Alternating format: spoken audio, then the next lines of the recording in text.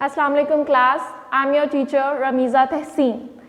जैसा कि आपको पता है हम लोग सेकेंड ईयर का चैप्टर नंबर 4 कर रहे हैं, जिसमें हम लोग नॉर्मलाइजेशन को डिस्कस कर रहे हैं। प्रीवियस लेक्चर में हम लोगों ने नॉर्मलाइजेशन की फर्स्ट फॉर्म देखी थी NF1। आज हम लोग डिस्कस करेंगे NF2। ठीक है, अब हम देखते हैं कि NF2 सेकेंड नॉर्मल फॉर्म। तो हमें पता सेकेंड नॉर्मल फॉर्म में पहले हम लोगों ने पार्शियल डिपेंडेंसीज को रिमूव करना है, देन हम लोग सेकेंड नॉर्मल फॉर्म कर सकते हैं। तो पार्शियल डिपेंडेंसीज को पहले डिस्कस करेंगे कि पार्शियल डिपेंडेंसी हमारे पास क्या होती है। जी, सबसे पहले हमारे पास जो क्वेश्चन आएगा कि पार्शियल डिपेंडेंसी हमारे पास क्या है।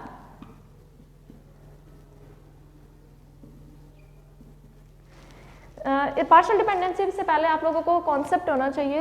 लाइक मेरे पास डेटाबेसेस के अंदर ये एक टेबल है, ठीक है। टेबल मतलब रिलेशन है डेटाबेसेस के अंदर। अब मैं ना स्टूडेंट की इंफॉर्मेशन स्टोर करवा रही हूँ। मेरा रिलेशन नेम है स्टूडेंट। इसमें मेरे पास जो रोल नंबर है, student name and section, roll number is in a primary key. Why? Because it uniquely identify a student.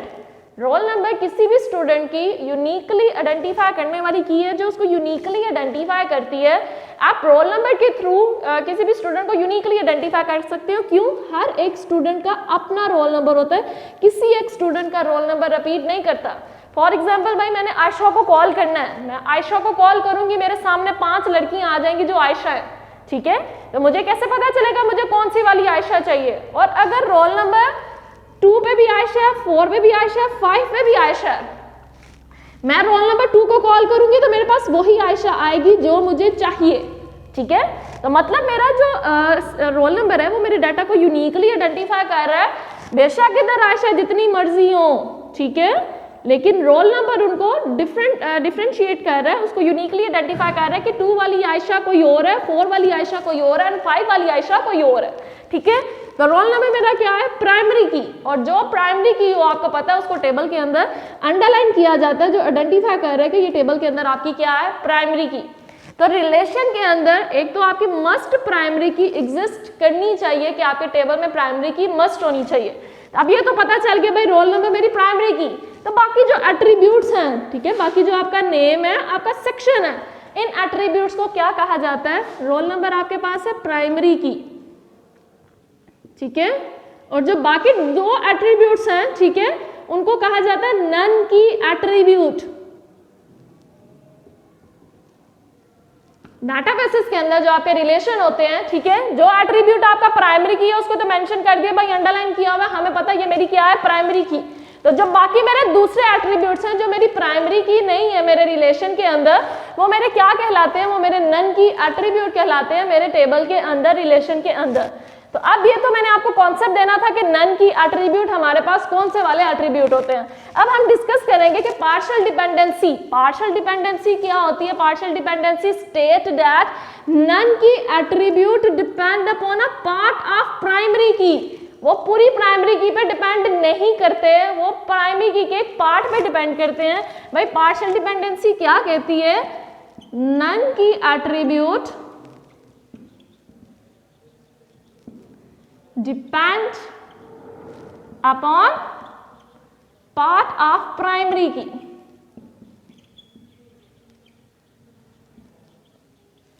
Partial का मतलब ही क्या होता है? पार्शियल का मतलब होता है पार्ट्स, ठीक है। तो इसमें पार्शियल डिपेंडेंसी कौन सी डिपेंडेंसी? ऐसी डिपेंडेंसी जिसमें हमारे नन की एट्रीब्यूट प्राइमरी की के एक पार्ट पे डिपेंड करे, टोटली प्राइमरी की पे डिपेंड नहीं करें। लाइक मेरे पास ये एक है, ठीक है, एक रोल नंबर मेरे प्राइमरी की है, एक मेरे पास रजिस्ट्रेशन आईडी प्राइमरी की है, 2 प्राइमरी की है। तो मेरा जो नेम और सेक्शन है ना वो मेरे इस पे डिपेंड कर रहा है, मेरे रजिस्ट्रेशन आईडी पे, रोल नंबर पे डिपेंड नहीं कर रहा, ठीक है। तो चाहिए तो इनको ये था कि non key attribute fully depend करें प्राइमरी की पे, उसके किसी एक पार्ट पे डिपेंड ना करें। तो जब मेरा ये नेम एंड सेक्शन सिर्फ मेरी रजिस्ट्रेशन आईडी पे डिपेंड कर रहा है, मतलब वो किसी एक पार्ट पे डिपेंड कर रहा है, तो इधर जो डिपेंडेंसी आएगी वो डिपेंडेंसी हमारे पास कौन सी होगी? Partial dependency. A partial dependency states that non key attributes depend upon a part of primary key. कि हमारे रिलेशन के अंदर जो नन की एट्रीब्यूट होते हैं वो कि प्राइमरी की के एक पार्ट पे डिपेंड कर रहे होते हैं, फुली डिपेंड नहीं कर रहे होते। तो ऐसी सिचुएशन जिसमें नन की एट्रीब्यूट सिर्फ की प्राइमरी की के पार्ट पे डिपेंड करें, उस सिचुएशन को कहा जाता है पार्शियल डिपेंडेंसी। ठीक है, तो पार्शियल डिपेंडेंसी का कॉन्सेप्ट आपका क्लियर हो गया। अब इसमें फिर हम लोग अब देखते हैं कि नेक्स्ट फॉर एग्जाम्पल आपके पास ना चले मैं आपको एक एग्जाम्पल के तौर पे भी करवा देते हैं जी। आपके पास दो टेबल्स हैं, ठीक है, एम्प्लॉय आईडी, या आप एक ही कर लें जरा, मेरे पास एक एम्प्लॉय के नाम का टेबल है, ठीक है, उसके जो एट्रीब्यूट्स हैं वो मेरे पास है employee ID, name and department name and salary course title. ठीक है, salary course title and date completed. ये मेरे पास एट्रीब्यूट्स हैं मेरे एम्प्लॉय टेबल के। ठीक है, अब इसमें मेरे पास एम्प्लॉय आईडी भी मेरी प्राइमरी की है और मेरा कोर्स टाइटल भी प्राइमरी की है। ठीक है, तो इसमें क्या है भाई, name, department name and salary depend कर रहे हैं जस्ट एम्प्लॉय आईडी पे। ठीक है, मेरे पास प्राइमरी की तो दो है लेकिन वो प्राइमरी की के एक पार्ट पे डिपेंड कर रहे हैं। तो मेरे पास क्या है भाई, एम्प्लॉय आईडी, कौन कौन डिपेंड कर रहा है उस पर, name, department name and salary. ठीक है, ये तीनों एट्रीब्यूट्स, ये नन की एट्रीब्यूट्स जो हैं डिपेंड कर रहे हैं किस पे, प्राइमरी की के पार्ट पे। ठीक है, तो ऐसी सिचुएशन हमारे पास क्या आती है, ऐसी सिचुएशन हमारे पास पार्शियल डिपेंडेंसी आती है जिसमें हमारे पास नन की एट्रीब्यूट्स जो होते हैं वो किसी एक पार्ट पे डिपेंड कर रहे होते हैं, फुली डिपेंड नहीं कर रहे होते प्राइमरी की पे। प्राइमरी की इधर हमारे पास कितनी है, दो है, इसको चाहिए था इन दोनों पे डिपेंड करे, बट वो इन पे सिर्फ एक इस सिचुएशन पे डिपेंड कर रहा है एम्प्लॉय आईडी पे। ठीक है, उसके एक पार्ट पे। तो ऐसी सिचुएशन, ऐसी डिपेंडेंसी को क्या कहा जाता है, पार्शियल डिपेंडेंसी कहा जाता है जी। इसके बाद हम लोग नेक्स्ट डिस्कस करते हैं। अब पार्शियल डिपेंडेंसी का कॉन्सेप्ट तो क्लियर हो गया कि पार्शियल डिपेंडेंसी हमारे पास क्या होती है। ठीक है, ऐसी सिचुएशन, ऐसी डिपेंडेंसी जिसमें नन की एट्रीब्यूट्स डिपेंड कर रहे होते हैं प्राइमरी की के एक पार्ट पे। ठीक है, तो ये आ गया पार्शियल डिपेंडेंसी। अब उसके बाद सेकेंड नॉर्मल फॉर्म को देखते हैं कि पार्शियल डिपेंडेंसी को तो हमने डिस्कस कर लिया, सेकेंड नॉर्मल फॉर्म में क्या किया जाता है।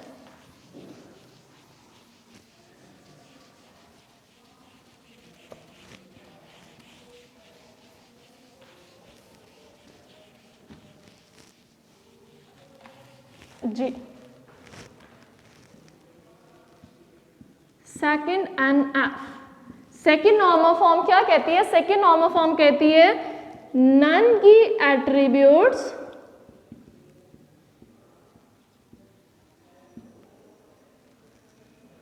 Fully functionally depend upon primary key, not a part of primary key. Second normal form states that none की attribute fully functionally dependent upon a primary key, वो primary key के किसी एक part पे depend ना करे बल्कि fully वो primary key पे depend करे।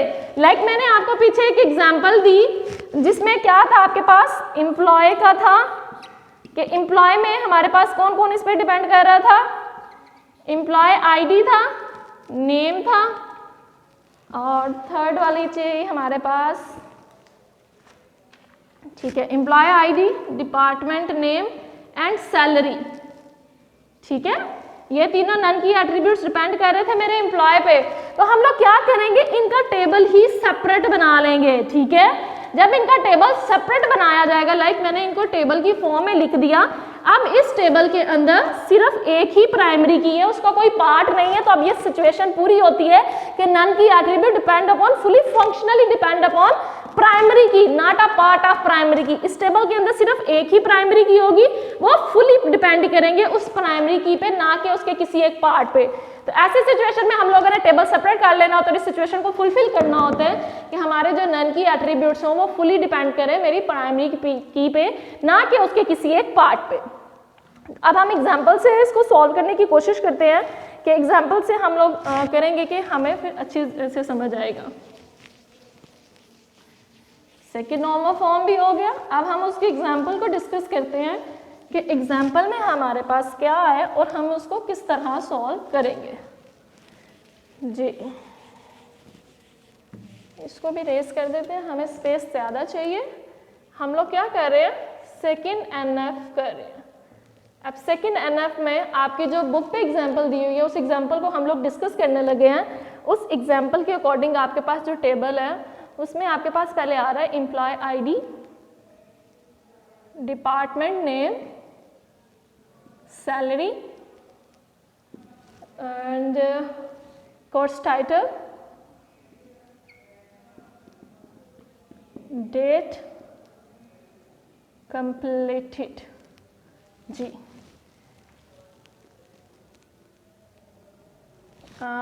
एम्प्लॉय आईडी के बाद हमारे पास इधर नेम भी आ रहा है, इसको फिर किस तरह मेंशन करेंगे भाई। ठीक है, इधर नेम और डिपार्टमेंट नेम एंड सैलरी। जी, अब ये हम टेबल ड्रॉ करते हैं, होपफुली कि इन टेबल्स में हमारा डाटा आ जाए। जी, अब ये क्या है इसको देखते हैं भाई। 100 अहमद मार्केटिंग, सैलरी 25,000, एडवर्टाइजिंग 19/06/2006। ये आपके पास एक टेबल, ठीक है, एक रो आ गई आपके पास। अब सेकेंड वाली रो में again 100 Ahmed marketing 25K, survey 10/09 and 2006। ये आपके पास आ गई सेकेंड रो। उसके बाद आपके पास 140 Nazir accounting 19,000, MS Excel and 12/08 and 2007। Third row हो गई आपके पास। उसके बाद fourth row 110 Hamid IT 24K, Oracle and 14/07/2006 आपके पास फोर्थ रो। उसके बाद 1110 हामिद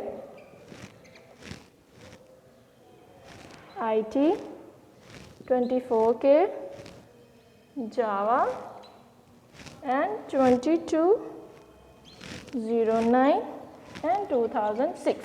हम लोग इतनी ही वैल्यूज़ लेने हैं, मकसद तो कॉन्सेप्ट समझाना है, तो मैं इतनी वैल्यू से आपको कॉन्सेप्ट बताती हूँ कि क्या है भाई।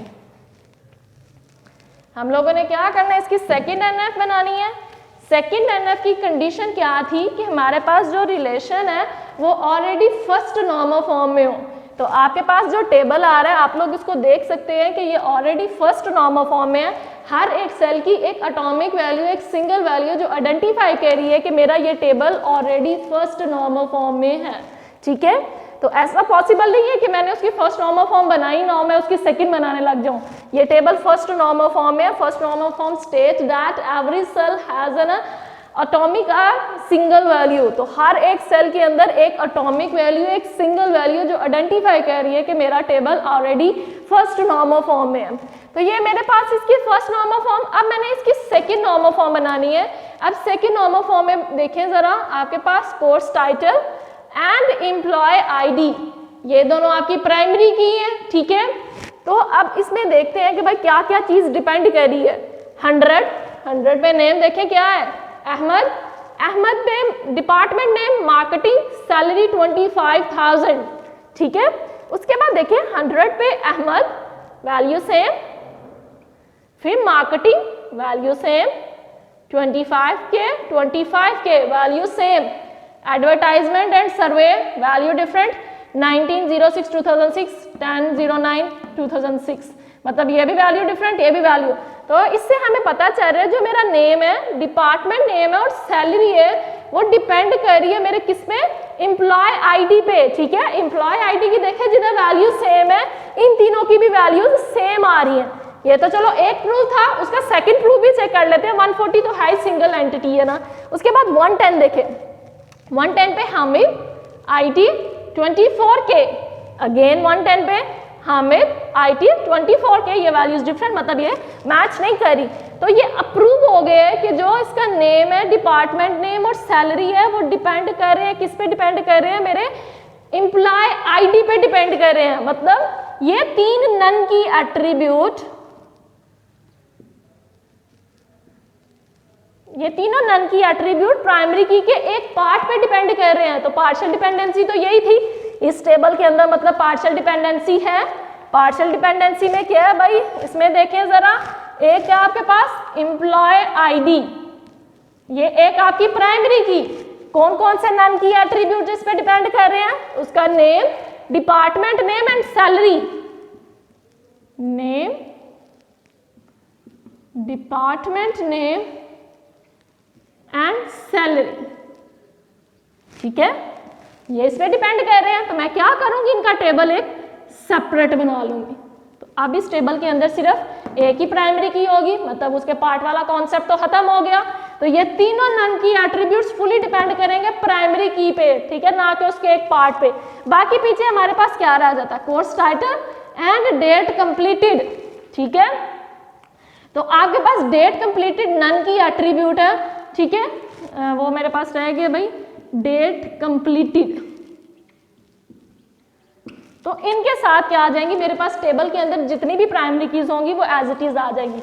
एम्प्लॉय आईडी भी आ जाएगा एंड कोर्स टाइटल भी मेरे पास आ जाएगा, ठीक है।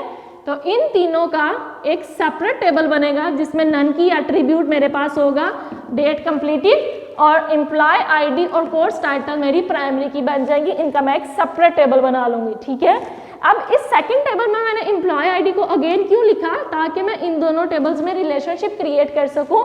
रिलेशनशिप तो तभी बनेगा ना जब एक के अंदर वैल्यू सेम होगी। इधर मेरी ये क्या बन जाएगी, प्राइमरी की, और सेकंड वाले टेबल में जाके वो क्या बन जाती है, फॉरेन की, ठीक है। तो अब इसके टेबल ड्रॉ करते हैं कि हमारे पास टेबल्स की फॉर्म में हम लोग इसको किस तरह लिखेंगे। हमने डिफाइन कर दिया कि जो नन की एट्रीब्यूट्स डिपेंड कर रहे हैं प्राइमरी की पे, उनका टेबल सेपरेट कर लिया जाए। तो जी सेपरेट करते हैं, हमारे पास क्या आ जाएगा, employee ID, name, department name and salary, ठीक है। तो ये मैं 4 एट्रीब्यूट्स का टेबल सेपरेट कर रही हूं जी। अब देखें एम्प्लॉय आईडी में आपके पास क्या है, 100। अब इधर 100 आ गया एज इट इज। इधर मैंने रिडंडेंसी भी रिमूव करनी है। अब देखें वैल्यूज जो सेम है ये क्या क्रिएट कर रही हैं, रिडंडेंसी क्रिएट कर रही हैं, डुप्लीकेशन आ रही है, तो मैंने इस इधर से डुप्लीकेशन भी रिमूव करनी है। अब 100, उसके बाद उसका नेम क्या आ रहा है, अहमद, डिपार्टमेंट उसका नेम क्या है, मार्केटिंग, ठीक है, और सैलरी कितनी है, 25K। नीचे वैल्यूज अगेन वही सारी वैल्यूज हैं, मैं वो सारी वैल्यूज नहीं लिखूंगी, उसको एक दफा ही लिखूंगी। इस तरह मेरी क्या हो गई, रिडंडेंसी रिमूव हो गई। अब देखें 100 पे मैं सिर्फ उसको एक दफा लिखूंगी, अहमद भी एक दफा, मार्केटिंग और 25K भी एक दफा। तो इधर जो सेकंड में रिडंडेंसी आ रही थी वो रिडंडेंसी निकल गई। अब उसके बाद 140 पे तो वैल्यू एक ही है, तो 140 वाला जो हमारे पास रिकॉर्ड होगा वो एज इट इज आ जाएगा, 140 Nazir accounting and 19K as it is. यहाँ तो कोई रिडंडेंसी नहीं है, तो ये रिकॉर्ड मेरे पास ऐसे ही आ जाएगा। अब नीचे वाली जो हमारे पास रो है, देखें इधर भी डाटा बार बार रिपीट हो रहा है। 110 Hamid, IT and 24K values भी सेम है, तो मैं क्या करूँगी, इनको सिर्फ एक दफ़ा ही लिखूँगी। तो मेरे पास आ जाएगा 110 हामिद, IT एंड 24K। अब क्या है भाई, अब ये टेबल किस फॉर्म में है, ये टेबल मेरे पास सेकंड NF में है। सेकंड NF क्या थी कि मेरे पास जो नन की एट्रीब्यूट्स हैं वो डिपेंड करें, फुली डिपेंड करें प्राइमरी की पे। तो इधर देखें आप, आपके जो नन की एट्रीब्यूट्स हैं वो प्राइमरी की पे डिपेंड करें, ना कि उसके किसी एक पार्ट पे। तो ये टेबल मेरा किस फॉर्म में आ गया, सेकंड नॉर्मल फॉर्म में। अब सेकंड नॉर्मल फॉर्म में देखें, अब रिडंडेंसी भी है नहीं है, तो हमने सेकंड नॉर्मल फॉर्म में इसको कन्वर्ट कर लिया कि जिसमें नन की एट्रीब्यूट्स थे वो फुली डिपेंड करें मेरी प्राइमरी की पे। एक टेबल तो ये हो गया जो डिपेंड कर रहे थे, उनका टेबल सेपरेट कर लिया। बाकी जो एज इट इज वैल्यू आ रही थी आपके पास क्या है, डेट कंप्लीटेड, ठीक है। तो employ ID as it is आ जाएगी जो आपकी प्राइमरी की है। दूसरी प्राइमरी की आपके पास है कोर्स टाइटल, और तीसरी आपके पास है डेट कंप्लीटेड, ठीक है। अब डेट में 19, 06 एंड 06, उसके बाद 10, 09 और 06, 12, 08, 07, 14, 07, 06 एंड 22, 09 एंड 06। ये आपके पास डेट में देखें कोई भी वैल्यू रिपीट नहीं कर रही, तो एज इट इज आएंगी। तो इनमें जो हमारे कोर्स टाइटल और एम्प्लॉय आईडी है वो भी एज इट इज हमारे पास आ जाएगा। 100 पे कोर्स टाइटल क्या था, एडवर्टाइजिंग, एडवर्टाइजिंग ऐसे ही आ गया। फिर 100 पे कोर्स टाइटल सर्वे, 100 सर्वे ऐसे ही आ गया। उसके बाद 140 पे आपके पास है course MS Excel, MS Excel आ गया ऐसे। उसके बाद 110 पे आपके पास है ओरेकल, ओरेकल आपके पास ऐसे ही आ गया। उसके बाद 110 पे आपके पास है जावा, तो 110 पे आपके पास जावा, ठीक है। तो ये मेरी प्राइमरी की, ये एज इट इज टेबल में आ गई, और जो चीज़ रिपीट नहीं हो रही उसको सेम आपने वैसे का वैसे लिख दिया। तो अब ये दोनों टेबल्स किस में है, ये दोनों टेबल्स मेरे पास सेकंड NF1 में है, ठीक है। तो हमारे पास आज हमने क्या डिस्कस किया, सेकंड नॉर्मल फॉर्म और पार्शियल डिपेंडेंसी, जिसमें हमने देखा कि पार्शियल डिपेंडेंसी ऐसी डिपेंडेंसी है जिसमें नन की एट्रीब्यूट्स पार्ट पे डिपेंड कर रहे होते हैं, फुली डिपेंड नहीं कर रहे होते, ठीक है। फिर हमने उसकी डिपेंडेंसी को रिमूव किया और उसको सेकंड NF में कन्वर्ट किया। सेकंड NF क्या कहती है कि non key attributes fully depend करें मेरे प्राइमरी की पे। तो देख सकते हैं आप कि the none key attributes primary key पे फुली डिपेंड कर रहे हैं, ना कि उसके किसी एक पार्ट पे। तो आज के लेक्चर में हम लोगों ने देखा कि नॉर्मलाइजेशन में सेकंड नॉर्मल फॉर्म किस तरह बनती है। तो आज का लेक्चर इतना ही था। अल्लाह हाफिज़ क्लास। वीडियो पसंद आई तो लाइक करें, अपनी राय कमेंट करें। ऐसे ही मजीद वीडियोस के लिए हमारा चैनल सब्सक्राइब करें और बेल का आइकन दबाएं ताकि आपको हर वीडियो का नोटिफिकेशन मिलता रहे।